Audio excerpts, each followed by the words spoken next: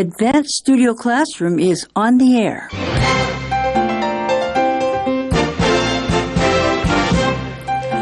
Are you ready for a journey back into the past? Come along with the Advanced team as we trace the steps of Marco Polo along the Silk Road. This adventure article follows the footsteps of two young men tracing Marco Polo's path and how their expedition has become a successful book and TV series. This month's Advanced Adventure article is certainly an adventure. In my opinion, it can't get any more adventurous. It tells the story of two guys, Dennis Beliveau and Francis O'Donnell, who made a 25,000-mile journey on foot. That's over 40,000 kilometers. They were the very first people to completely retrace the famous journey of the great explorer Marco Polo, who went from Italy to China and back in the late 1200s. Dennis and Francis did their trip in 1993 to celebrate the 700th anniversary of Polo's historical trip. Fast forward now, 16 years later, and their trip is captured in a 90-minute film in the footsteps of Marco Polo, along with its 280-page companion book.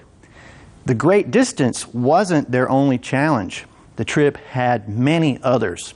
It took them through war zones, vast deserts, and across mountain ranges. They crisscrossed through some of the most remote places on Earth, traveling by boat, camel, horse, truck, and on foot. In one place, tribesmen wore tattoos as clothes. In a Tajik village, they met residents who had never seen foreigners. While in Afghanistan, Dennis and Francis asked a warlord for help when crossing the most dangerous region in the country. The general says, "This part of the country is very dangerous. I'm going to give you a helicopter, and you can pick up Marco Polo's trail after that." Dennis and Francis kindly declined the offer. After all, Marco Polo didn't fly in helicopters. The general then furnished them with 25 bodyguards and 8 jeeps to make the trek safely. The pair also had to deal with multiple foreign languages along the way, and the experience they share is good for all of us in learning any language. Read this article and it will encourage you to get out there, experience the world, and meet the challenges you face. July's Advanced magazine takes us on an adventure as we follow two New Yorkers tracing Marco Polo's path. If you study history, you're aware of Marco Polo's journey along the Silk Road more than 800 years ago.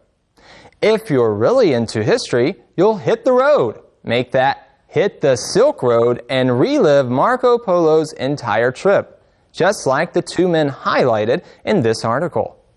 In day one, we meet Francis O'Donnell and Dennis Beliveau, who undertook the 25,000-mile feat in the 1990s and just recently put together a video and book titled In the Footsteps of Marco Polo. Setting off from St. Mark's Square in Venice in 1993, the two intrepid travelers headed off for Central Asia, their backpacks loaded only with medical equipment, a few clothes, and most importantly, their camera equipment. Do you speak Turkish? Probably not.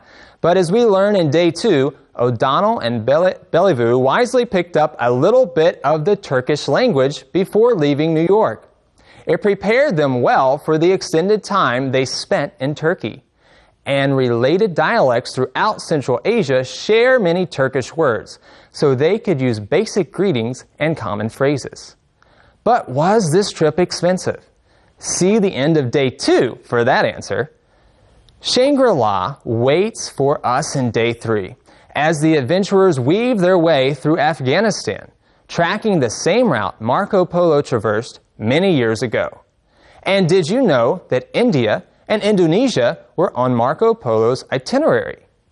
Not only was the journey long and arduous, 2 years and 25,000 miles for O'Donnell and Beliveau, but they didn't even have a cell phone. and read the conclusion of this adventure feature to discover why it took 15 years for the documentary and book to be completed. As you'll see, like many things in life, timing is everything.